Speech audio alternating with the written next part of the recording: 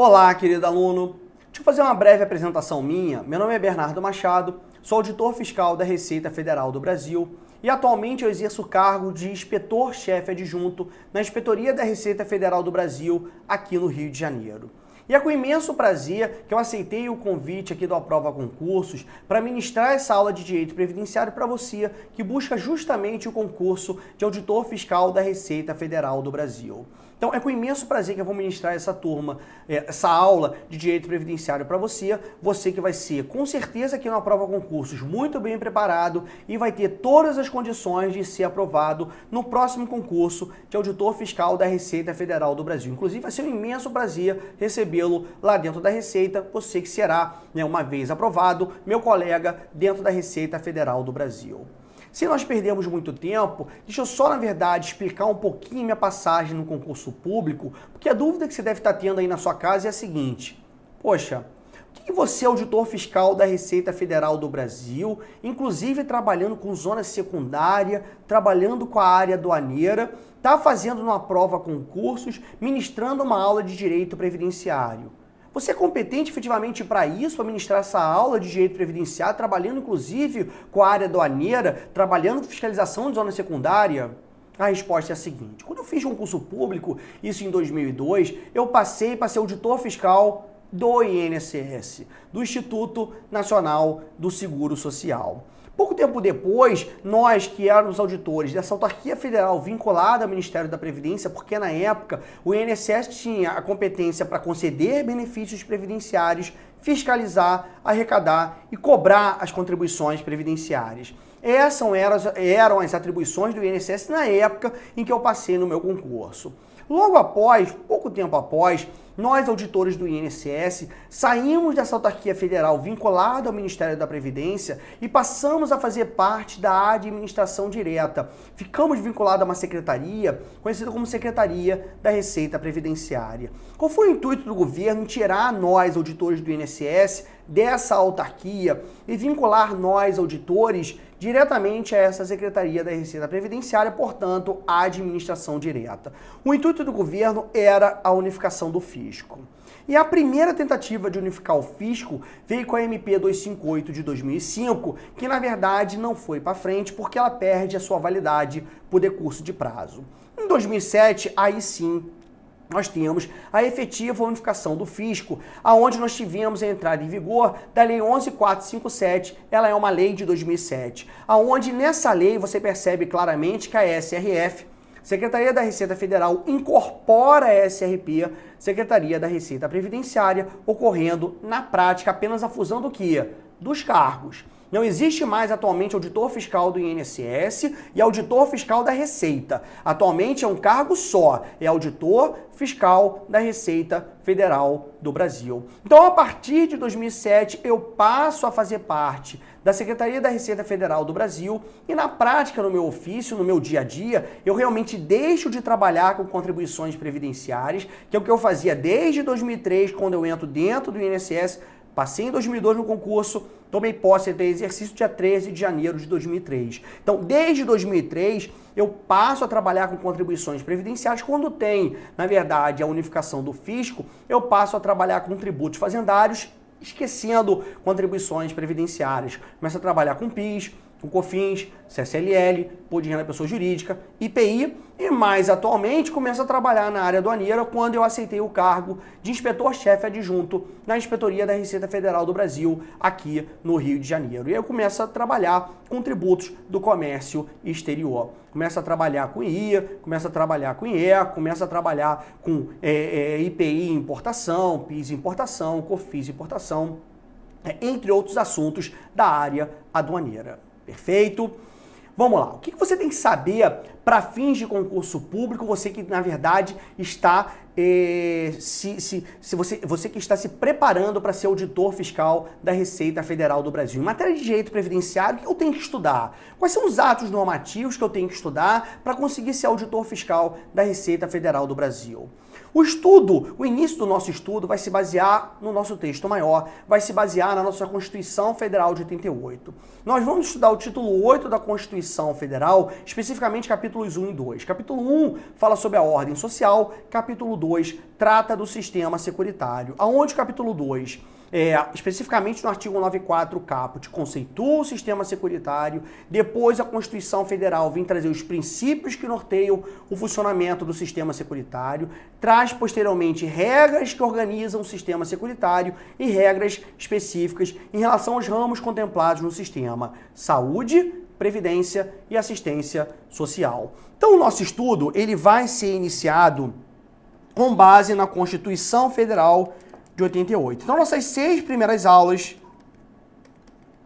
elas serão ministradas com base na Constituição Federal. Estudaremos artigos 193 ao 204 do nosso texto maior. Só que abaixo do nosso texto maior, em matéria de direito previdenciário, nós temos 2 leis básicas. Nós temos 2 fontes formais principais que, na verdade, devem ser estudadas em matéria de direito previdenciário. Nós temos 2 leis básicas que elas entram em vigor na mesma data, 24 de julho de 1991. Nós temos, portanto, a Lei 8.212 de 91 e a Lei 8.213 de 91. A 8.212, ela fala do sistema securitário como um todo, tratando do custeio do sistema. Então, a 8.212 não é específica de um dos ramos do sistema. Ela trata do sistema como um todo, regras acerca do custeio do sistema securitário como um todo. Já a 8.213, que ela é da mesma data que a 8.212, é uma lei que trata especificamente de um dos ramos do sistema, que é a Previdência Social. E aí nós já temos o plano de benefícios da Previdência Social. Então, só para ilustrar o que eu mencionei, abaixo então do nosso texto maior, nós temos 2 fontes formais principais que são necessárias de serem estudadas para concurso que trata de direito previdenciário. São essas fontes: a 8.212 de 91 e a Lei 8.213 de 91. A 8.212 é o plano de custeio do sistema securitário. Como custear saúde, assistência e previdência? Resposta a essa pergunta, busque na 8.212. Agora, se você tiver alguma dúvida em relação a qualquer aposentadoria do regime geral, aposentadoria por invalidez, tempo de contribuição, aposentadoria por idade, aposentadoria especial, além de auxílio-doença, auxílio-acidente, salário-família, salário-maternidade, pensão por morte ou auxílio-reclusão. Essas prestações previdenciárias, esses benefícios concedidos pela Previdência, eles são tratados em que lei? Na 8.213. Então a Lei 8.213 de 91, ela já é específica de um dos ramos do sistema, que é a Previdência Social. Essa lei é conhecida como Plano de Benefícios da Previdência Social. Então, enquanto a 8.212 trata do sistema como um todo, tratando de regras acerca de como custear o sistema, a 8.213 já é específica de um dos ramos do sistema, que é a Previdência Social. É o plano de benefícios da Previdência Social. Você que estuda para auditor fiscal da Receita Federal do Brasil não precisa se preocupar com a 8.213. A 8.213 ela é cobrada em concursos para tribunais, em concursos para magistratura, em concurso para procuradorias, em concurso para FT, em concurso para o INSS, mas não é cobrado para a Receita. Mesmo porque você, como auditor fiscal da Receita, não precisa pode até querer conhecer, mas não precisa se preocupar em entrar a fundo em relação às regras de como, na verdade, conceder os benefícios previdenciários. Você não vai trabalhar com isso. Agora, você tem que saber com certeza absoluta e muito como custear o sistema securitário, como custear saúde, assistência e previdência. Então, o foco do concurso de auditor fiscal da Receita, então o edital da ESAF, em matéria de direito previdenciário, vai cobrar a 8.212. Inclusive, direito previdenciário é uma parte do programa de direito tributário. Então, com certeza, o professor de direito tributário vai abordar todos os tópicos de tributário e no finalzinho do edital de tributário, da parte na matéria contemplada em tributário, nós temos a parte de previdenciário. Nós temos toda essa parte da Constituição, temos segurados, temos financiamento, salário de contribuição, normas de arrecadação, obrigações acessórias, retenção dos 11% e o tema responsabilidade solidária. Tudo isso tratado na 8.212. Então você que vai fazer concurso para auditor fiscal da Receita Federal do Brasil tem que se preocupar em estudar em que lei? A 8.212 de 91. Abaixo dessas 2 leis básicas, nós temos uma fonte formal secundária, que é aquela que não de per si cria direitos e obrigações. Na verdade, o que faz essa fonte formal secundária? Faz com que haja aplicabilidade à fonte formal primária. Então, abaixo dessas duas leis básicas, nós temos um decreto. Ou seja, nós temos o que nós chamamos de regulamento da Previdência Social. Então, nós temos o decreto, que é o decreto 3.048 de 99, e esse decreto ele é conhecido como o Regulamento da Previdência Social.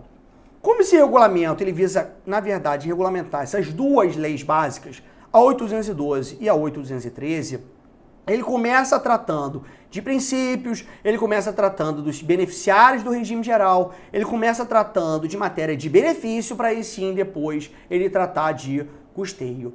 Não temos que estudar o decreto inteiro, porque o decreto ele regulamenta inclusive regras da 8.213. O que nos interessa aqui no curso são os artigos atinentes a custeio, artigos que regulamentam a Lei 8.212 de 91. Perfeito? De uma forma muito simplória, eu poderia falar para você, querido aluno, o seguinte: se nós temos uma fonte formal secundária que dá aplicabilidade à lei, que dá aplicabilidade à fonte formal primária, é melhor ir no regulamento estudar o regulamento, não é melhor? Lógico que é, muito mais simples. Qual é o problema? Principalmente por causa do momento que nós estamos passando, por causa do ajuste fiscal, nós estamos tendo várias modificações nas leis básicas da Previdência, tanto de custeio quanto de benefício, principalmente benefício, mas em relação ao custeio, nós também estamos tendo algumas alterações. Qual é o problema? A nossa lei básica, a 8.212, ela é alterada, mas o decreto carece ainda de alteração. E o que acontece na prática é uma antinomia. Se você for direto estudar pelo decreto, você pode estar estudando uma regrinha que não seja mais a regra vigente no ordenamento jurídico, porque a fonte formal primária, que é que cria direitos e obrigações, não fala mais daquela regra.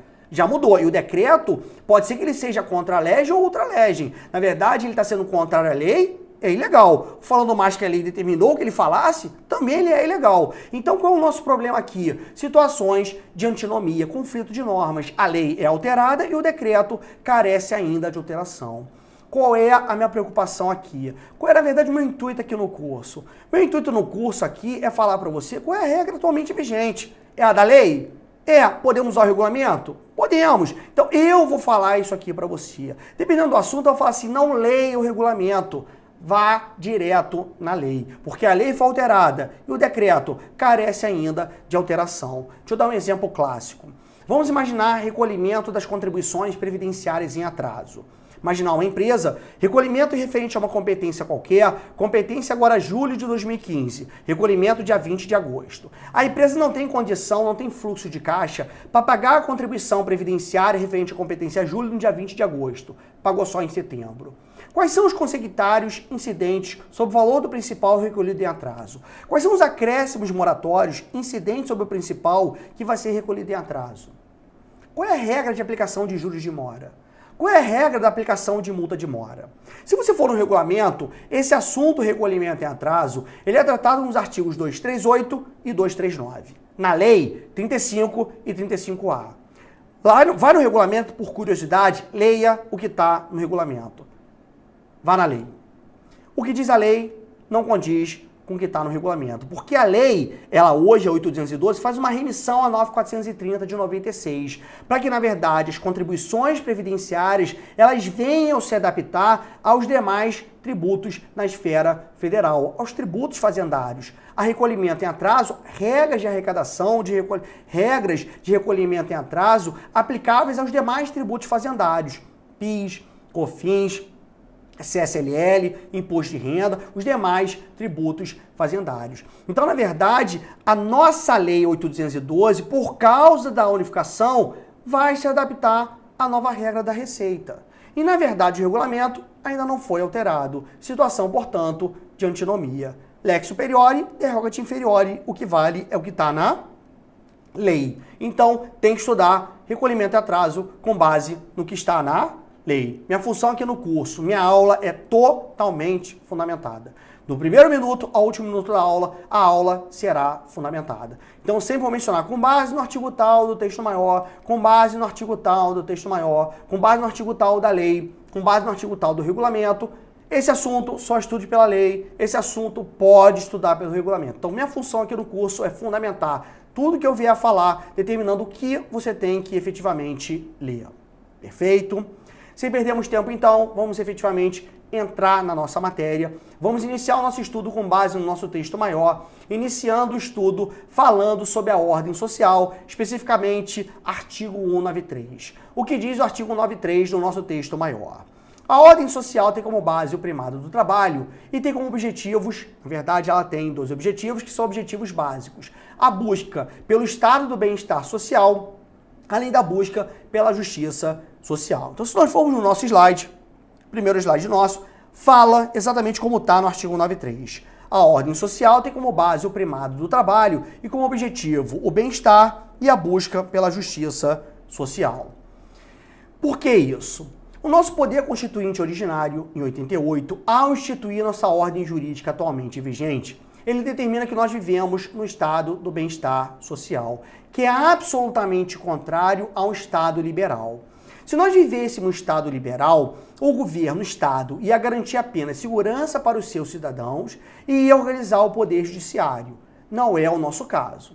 Como nós vivemos no estado do bem-estar social, você tem uma grande intervenção estatal para garantir direitos sociais mínimos. Exemplo, direito à saúde, direito à educação, direito à previdência, direito à assistência social. Então, no estado do bem-estar social, o estado do bem-estar social, ele é caracterizado por uma grande intervenção estatal garantindo direitos sociais mínimos. Mas para que você tenha efetivamente um estado do bem-estar social, a palavra que bem define esse estado é a palavra solidariedade, é a palavra cooperação. Nós chegamos à conclusão, portanto, que o artigo 193 está intrinsecamente ligado a um dos objetivos da República Federativa do Brasil, a um dos objetivos fundamentais da República Federativa do Brasil, previsto no artigo 3º, inciso 1. O que diz o artigo 3º, inciso 1 do nosso texto maior? São objetivos fundamentais da República Federativa do Brasil. Construir uma sociedade livre, sendo ela justa, sendo ela solidária. Então, a palavra que bem caracteriza o estado do bem-estar social é a palavra solidariedade, é a palavra cooperação. Por que isso? Porque, na verdade, o governo tem que fazer a parte dele, para que nós venhamos a chegar a um fim comum em relação a qualquer direito social que tenta ser garantido, nós temos que fazer a nossa parte. Vamos pegar um exemplo de um direito social que faz parte do sistema securitário, que é a saúde. O nosso poder constituinte, no artigo 94, vem conceituar o sistema securitário, que a pouquinho a gente vai ver um pouquinho com mais propriedade, como um conjunto integrado de ações, iniciativa dos poderes públicos e de toda a sociedade, visando garantir direitos em relação a 3 ramos: saúde, assistência e previdência. Então, quando o poder constituinte ele vem conceituar o sistema securitário, ele fala que é um conjunto integrado de ações. O poder público faz a parte dele, nós temos que fazer a nossa parte. Vamos entender isso aqui na prática? Buscando o exemplo da saúde. Qual é o índice de paralisia infantil aqui no país? Resposta: 0. Como nós conseguimos erradicar essa doença? Resposta: o governo faz a parte dele, investindo em formação de mão de obra para disponibilizar essa mão de obra nos postos de saúde para fim de vacinação das crianças. O governo investe em medicamentos e o governo, na verdade, adquire a matéria-prima, que são as vacinas.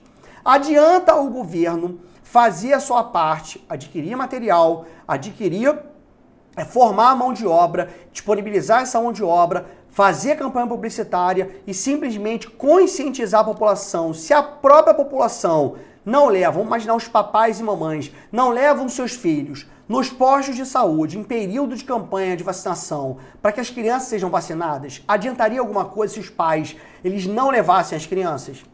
Adiantaria de nada. Então, na verdade, para que nós venhamos a chegar a um fim comum em qualquer direito social que você possa imaginar, exemplo, a saúde, todos nós temos que fazer a nossa parte. O governo tem que fazer a parte dele. E nós, como cidadãos, temos que fazer a nossa parte. Nós, como sociedade, devemos fazer a nossa parte. Essa é a base de um estado do bem-estar social. Ou seja, cooperação, ou seja, solidariedade.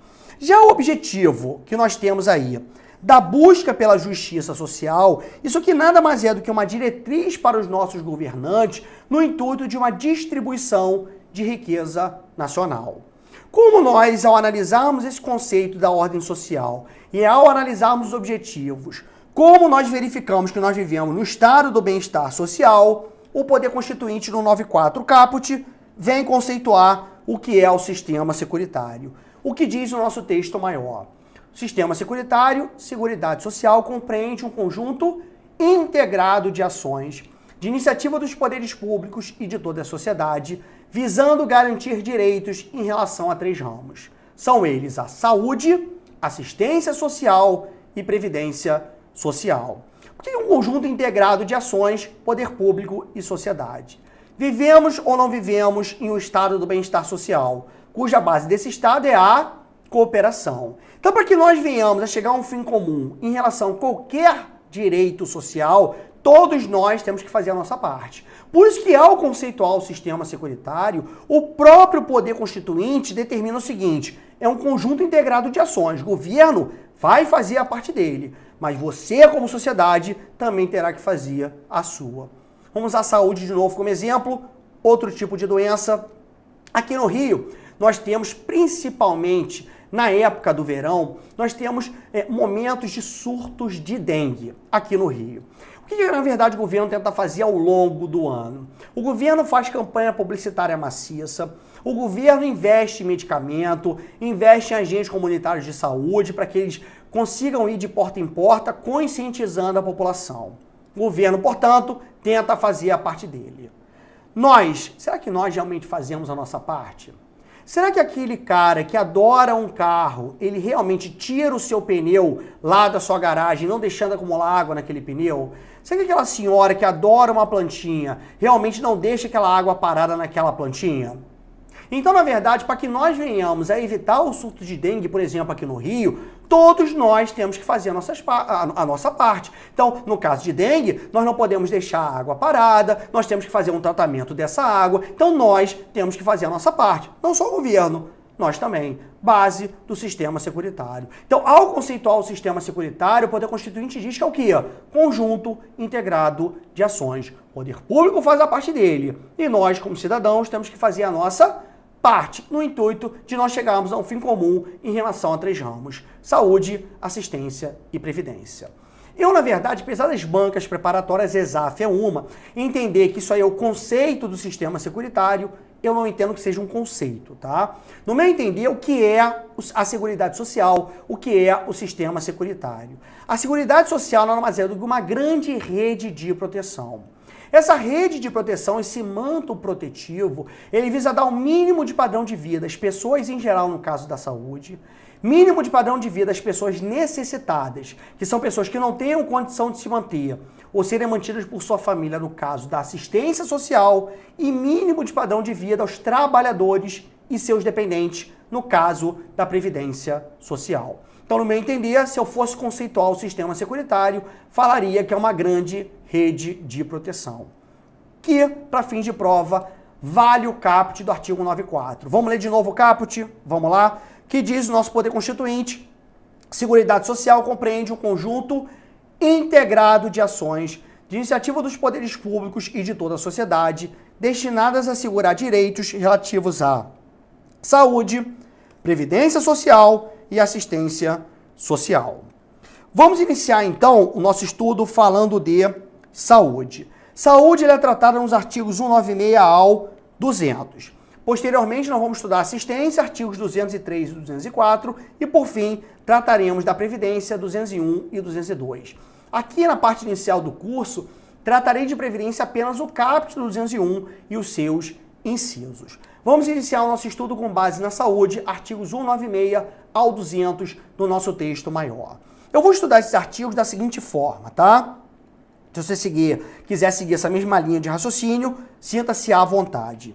Eu estudo saúde, começando com o artigo 196, passo a estudar o 198, volto para o 197, estudo o 199 e termino o meu estudo da saúde lendo o artigo 200. Por que isso?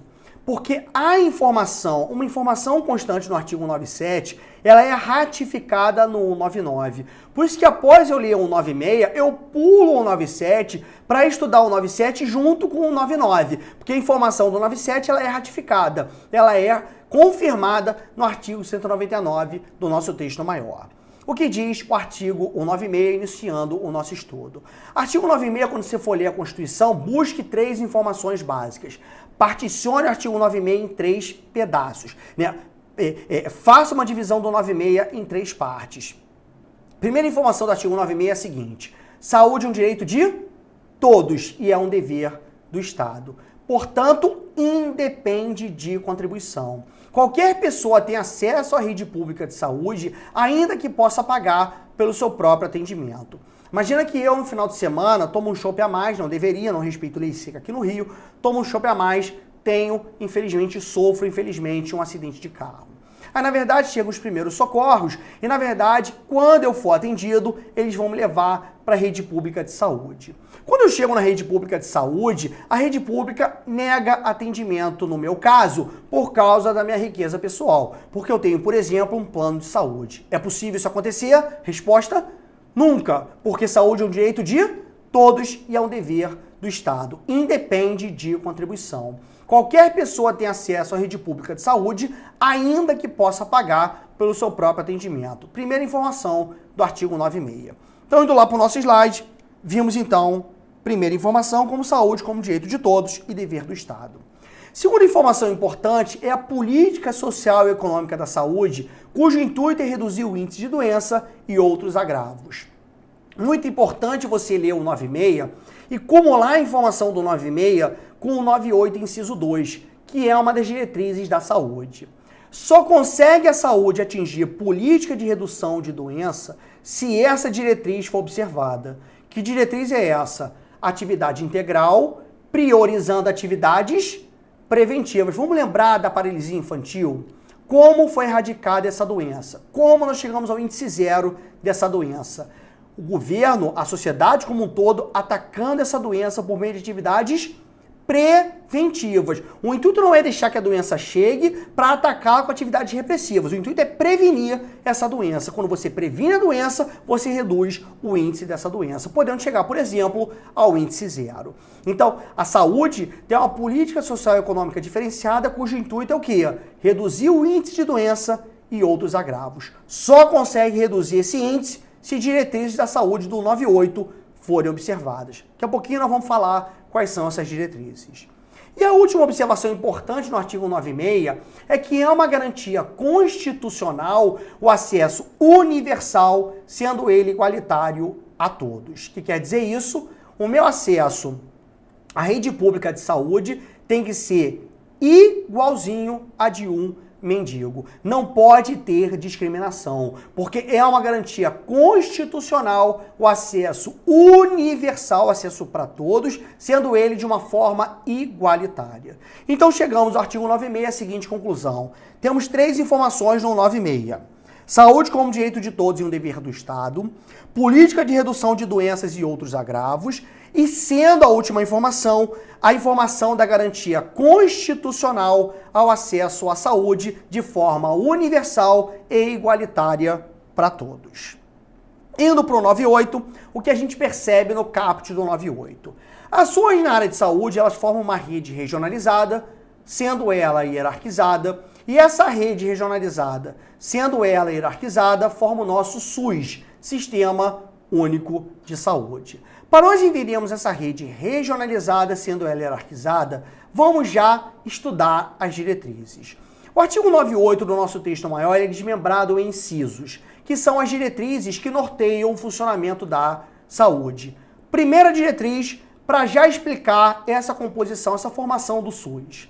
Primeira diretriz, descentralização com direção única em cada esfera do governo. O que quer dizer isso? Todo ente da federação obrigatoriamente tem que ter uma secretaria de saúde. Ou seja, na esfera municipal, o município tem que ter necessariamente secretaria municipal de saúde ou órgão equivalente.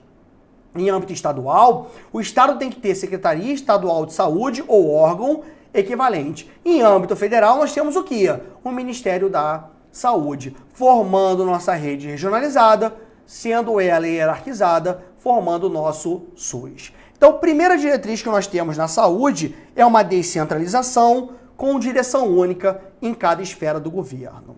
Segunda diretriz é uma atividade integral, priorizando atividades preventivas. Quando essa diretriz é observada, política de redução de doenças da saúde consegue ser atingida.